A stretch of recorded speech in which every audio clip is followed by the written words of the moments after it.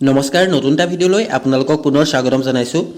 আজিৰ এই ভিডিঅ'ত সমৰ্থ এডমিশ্যন পৰ্টেলত আপোনালোকে কিদৰে ABCID লিংক কৰিব সবিশেষ দেখুৱাই দিম। সকলোৱে ABCID লিংক কৰাটো বাধ্যতামূলক। আপোনালোক সকলোৱে ABCID টো বনাব লাগিব। এডমিশ্যনৰ সময়ত আপোনালোকক ABCID টোৰ প্ৰয়োজন হ'ব।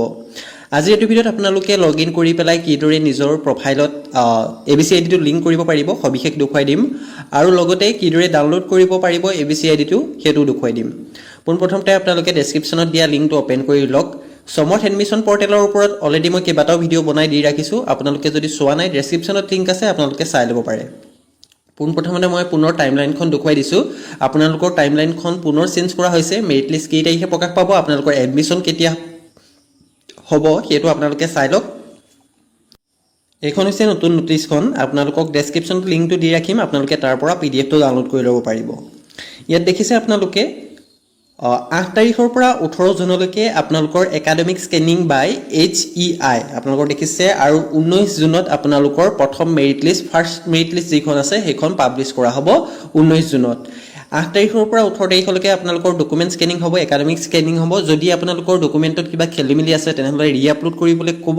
যদি ৰি-আপলোডৰ মেছেজ বা মেইল আহিছে তেনেহ'লে কিদৰে ৰি-আপলোড কৰিব পাৰিব অলৰেডি মই ভিডিঅ' বনাই দি ৰাখিছোঁ। ডেসক্ৰিপচনত লিংক দিয়া আছে, আপোনালোকে চাই ল'ব পাৰে। যদি আপোনালোকৰ ৰি-আপলোড কৰিবলৈ আহিছে অতি সোনকালে আপোনালোকে ৰি-আপলোডটো কৰি ল'ব।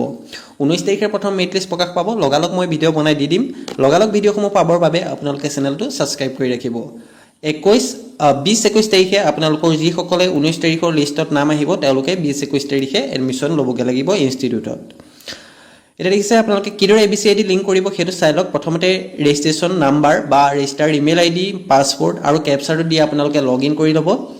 প্ৰথমতে আপোনালোকে লগইন কৰি ল'ব, কেপচাৰটো শুদ্ধকৈ ফিল আপ কৰিব।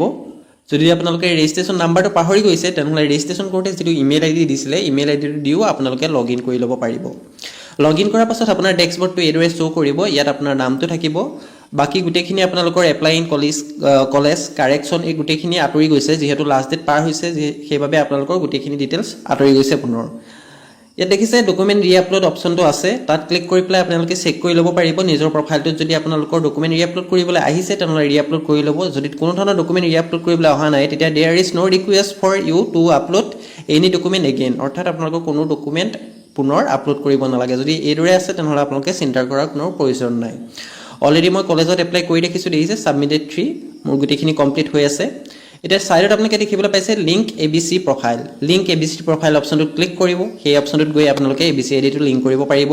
ইয়াত দেখিছে academic bank of credit account information, তলত আপোনালোকে ক্লিক হিয়াৰ টু লিংক ক্ৰিয়েট ইউৰ ABC একাউণ্ট আপোনালোকে দেখিবলৈ পাব। যদি ABCID আগতে ক্ৰিয়েট কৰি থৈছে তেনেহ'লে লিংক কৰিব লাগিব, যদি কৰা নাই ক্ৰিয়েট কৰা নাই তেনেহ'লে আপোনালোকে ইয়াত ABCID টো ক্ৰিয়েট কৰিব লাগিব। সেই অপশ্যনটোত আপোনালোকে ক্লিক কৰিব, ক্লিক হিয়াৰ টু লিংক ক্ৰিয়েট ইউৰ ABC একাউণ্ট। সেই অপশ্যনটোত আপোনালোকে ক্লিক কৰি দিয়াৰ লগে লগে ডিজি লকাৰৰ পেজ এটা খোল খাব। দেখিছে ইয়াত আপোনালোকৰ এইদৰে খোল খাই যাব।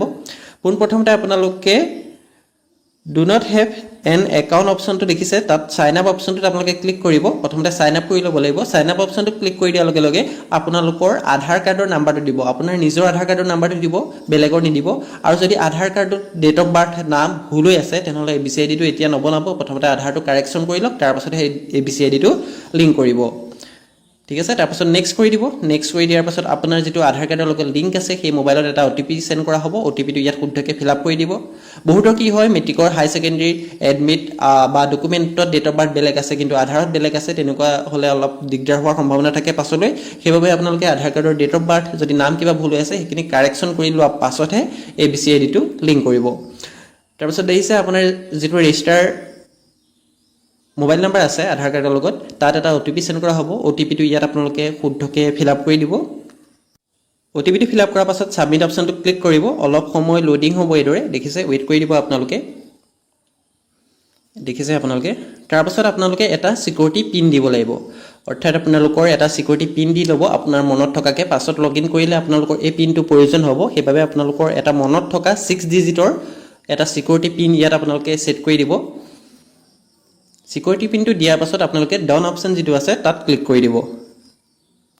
তাৰপাছত অলপ সময় ৱেইট কৰিব। দেখিছে লোডিং হৈছে, অলপ সময় ৱেইট কৰি দিব। তাৰপৰা আপোনালোকৰ এইদৰে শ্ব' কৰিব, আপোনাৰ কিছুমান ডিটেইলছ ইয়াত শ্ব' কৰিব। পাৰপ'জটো আপোনালোকে চিলেক্ট কৰি ল'ব পাৰে, বাকীখিনি এডিট কৰাৰ কোনো প্ৰয়োজন নাই। যদি আপোনালোকে পাৰপজটো সিলেক্ট কৰিব পাৰে, সিলেক্ট নকৰিলেও কোনো কথা নাই। দেখিছে? তাৰপিছত নো ইউ কাষ্টমাৰ অপশ্যনটোত গৈ আপোনালোকে এডুকেশ্যনেল অপশ্যনটো সিলেক্ট কৰি ল'ব। তাৰপিছত এলাও অপশ্যনটো ক্লিক কৰি দিব। অলপ সময় ৱেইট কৰিব। ৱেইট কৰাৰ পাছতে আপোনালোকৰ ইয়াত ABC আইডিটো লিংক হৈ যাব। ইয়াত আপোনালোকৰ ABC আইডিটো শ্ব' কৰিব। দেখিছে? ইয়াত আপোনালোকৰ দেখিছে মোৰ লিংক হৈ গৈছে ABC আইডিটো। ইয়াত ABC আইডিটো মোৰ শ্ব' কৰিছে। বাকী গোটেই ডিটেইলছখিনি মোৰ নাম, জেণ্ডাৰ, ডেট অফ বাৰ্থ গোটেইখিনি ডিটেইলছ মোৰ শ্ব' কৰিছে। এইদৰে অতি সহজতে আপোনালোকে নিজৰ মোবাইল বা লেপটপতে ABC আইডিটো লিংক কৰি ল'ব পাৰিব। যিসকলে এতিয়ালৈকে ABC আইডিটো লিংক কৰা নাই তেওঁলোকে অতি সোনকালে লিংক কৰি ল'ব। আৰু যদি ABC আইডিটো ডাউনলোড কৰিব খোজে, ABC আইডিৰ PDF-টো যদি ডাউনলোড কৰিব খোজে, তেনেহ'লে ডেছক্ৰিপশ্যনত দিয়া ভিডিঅ'টো চাই লওক। মই আগতেই বনাই দেখুৱাই দি ৰাখিছোঁ আপোনালোকক কিদৰে আপোনালোকে ডিজিলকাৰত লগইন কৰি পেলাই ABC আইডিৰ যিটো PDF-টো ডাউনলোড কৰিব পাৰিব। সেইটো আপোনালোকে ডেছক্ৰিপশ্যনত দিয়া ভিডিঅ'টো চাই ল'ব পাৰে। আজিলৈ ইমানে। যদি সমৰ্থ ৰিলেটেড আৰু যদি কিবা আপোনালোকক সুধিবলগীয়া আছে তেনেহ'লে কমেণ্ট কৰি জনাব। মই যিমান পাৰোঁ আপোনালোকক সহায় কৰিবলৈ চেষ্টা কৰিম।